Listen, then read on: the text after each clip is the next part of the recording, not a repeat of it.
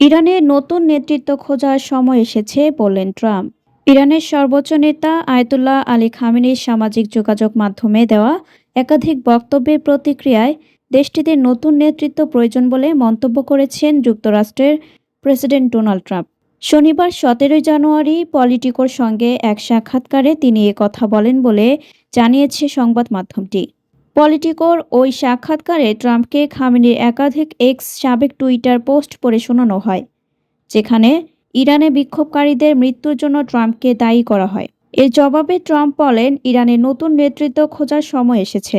Trump আরও বলেন, একটি দেশের নেতা হিসেবে তিনি যে অপরাধ করেছেন তা হলো পুরো দেশকে ধ্বংসের দিকে ঠেলে দেওয়া এবং আগে কখনো না দেখা মাত্রায় সহিংসতা ব্যবহার করা।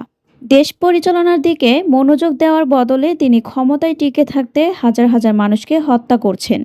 এর আগে শনিবার দেওয়া একাধিক বার্তায় খামেনি ইরানের সহিংসতার জন্য যুক্তরাষ্ট্র ও ট্রাম্পকে দায়ী করে বলেন, যুক্তরাষ্ট্রকে অবশ্যই জবাবদিহির আওতায় আনতে হবে।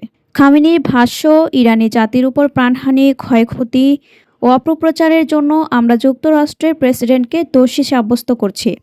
আরেক পোস্টে তিনি লেখেন, এই বিশৃঙ্খলা সৃষ্টির জন্য যুক্তরাষ্ট্রের ব্যাপক প্রস্তুতি নিয়েছিল।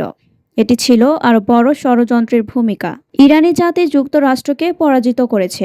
ট্রাম্পকে ঠিক কে এসব পোস্ট পড়ে শোনান তা স্পষ্ট নয়, তবে তার প্রতিক্রিয়া যুক্তরাষ্ট্র ও ইরানের মধ্যকার বর্তমান শান্ত পরিস্থিতির ভঙ্গুরতায় তুলে ধরছে বলে মনে করেছেন বিশ্লেষকরা। গত সপ্তাহে ইরানের সরকার বিরোধী বিক্ষোভ দমনে শত শত মানুষের মৃত্যুর খবর আসার পর ট্রাম্প বলেছিলেন, তাকে ইরানে হামলার জন্য খুব শক্তিশালী কয়েকটি বিকল্প দেওয়া হয়েছিল। গত মঙ্গলবার মৃত্যুর সংখ্যা হাজার ছাড়ানোর ইঙ্গিত পাওয়ার পর তিনি বিক্ষোভকারীদের উদ্দেশ্যে বলেন, সহায়তা আসছে। ওই সময় ট্রাম্প তার ট্রুথ সোশ্যালে লেখেন, ইরানের দেশপ্রেমিকরা প্রতিবাদ চালিয়ে যান।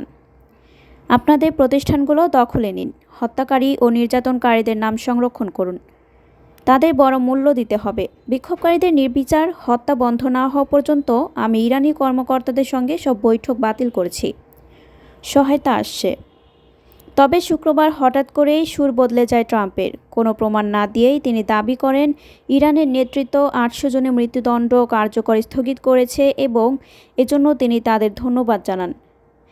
এদিকে যুক্তরাষ্ট্রভিত্তিক মানবাধিকার সংগঠন human rights activist news agency HRANA জানিয়েছে, তারা ইরানে 3090 জনের মৃত্যুর তথ্য যাচাই করেছে। এর মধ্যে 2885 জনই বিক্ষোভকারী। এছাড়া 22,000-এর বেশি মানুষকে গ্রেপ্তার করা হয়েছে।